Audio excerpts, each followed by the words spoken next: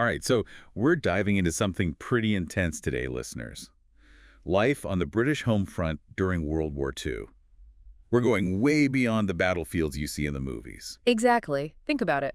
How was everyday life completely transformed for those who weren't on the front lines? Yeah, because it wasn't just bombs and bullets. We're talking blackouts, rationing, the very real threat of spies. And get this, did you know that blackouts led to a spike in car accidents? Sometimes even more than casualties from the air raids themselves. Wow, that really puts things in perspective, doesn't it? And speaking of perspective, we've got some incredible firsthand accounts, official documents, and even some declassified intelligence reports to paint a really vivid picture of what it was actually like. Our mission, if you will, is to uncover those fascinating, often overlooked stories of resilience, adaptation, and honestly, a bit of dark humor too. Like turning the Tower of London into a vegetable garden? Can you imagine that?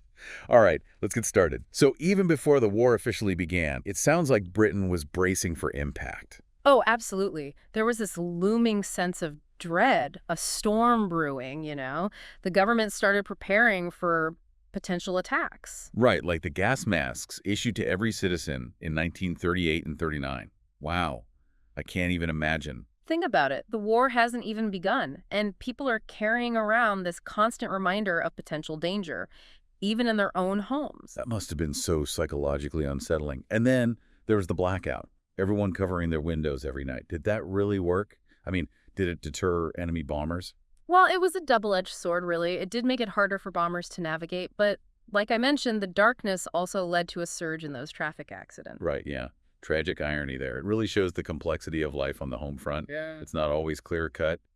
And, well, we can't shy away from this. Over 60,000 civilians were killed in bombing raids. Sobering statistic. Absolutely. And the question becomes, how did people cope with that constant fear? Where did they seek shelter? Well, I know we've all seen the images of those Anderson shelters. Right. Corrugated iron structures, often hastily assembled in backyards. Not the most comforting image. I was going to say, not exactly a cozy family bunker. Were there other options, though? Well, the London Underground, believe it or not, became a refuge. Thousands of people sheltered in the tunnels during air raids. Wow, that's surreal. The underground transformed into a subterranean city. I mean, sleeping on platforms, trying to maintain some semblance of normalcy amidst, well, chaos. It's almost hard to fathom. And then there was the evacuation program. Right. Children separated from their families, entire communities uprooted. Did it work as intended? Well, it certainly saved lives, but it also came at a huge cost. Imagine the trauma, the separation anxiety, the agonizing decisions families had to make. It's a reminder that war takes a toll on everyone, even those far from the actual battlefields. Okay, shifting gears a bit. I want to talk about the Home Guard. Initially they were called local defense volunteers. Sounds like everyday citizens really rose to the occasion. Absolutely. These were men who weren't eligible for regular military service, older, perhaps in reserved occupations.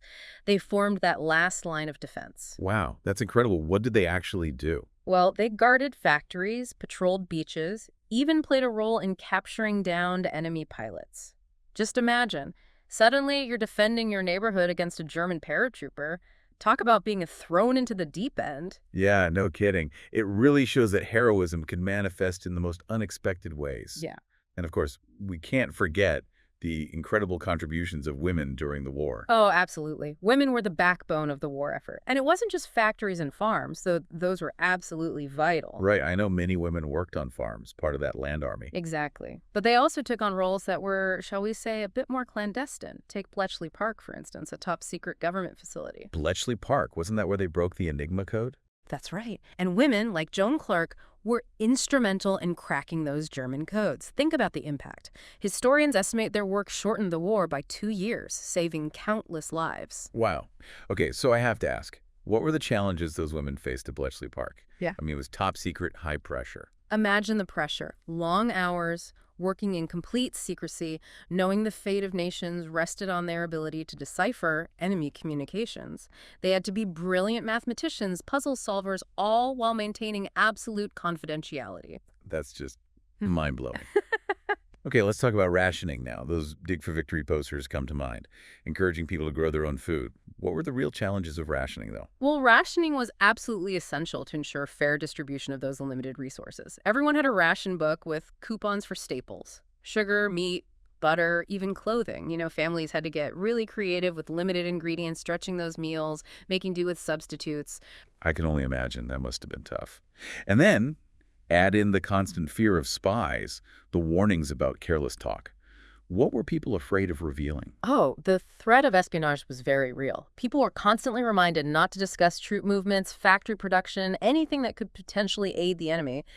And the Ministry of Food, besides managing those rations, played a key role in combating enemy propaganda. Wait, so the Ministry of Food was involved in more than just making sure people had enough to eat. Oh, yeah. They had to control the narrative, combat misinformation and rumors. It was a whole psychological battle. Careless talk costs lives.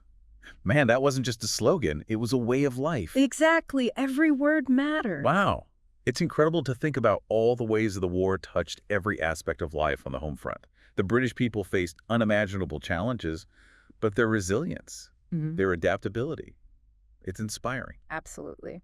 It makes you wonder, as we wrap up our deep dive here, how did these experiences, the rationing, the blackouts, the constant threat, shape British society in the long term, their values, their outlook on life?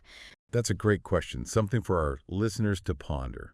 Thank you all for joining us on this journey into life on the British home front. It's a story that deserves to be told and retold.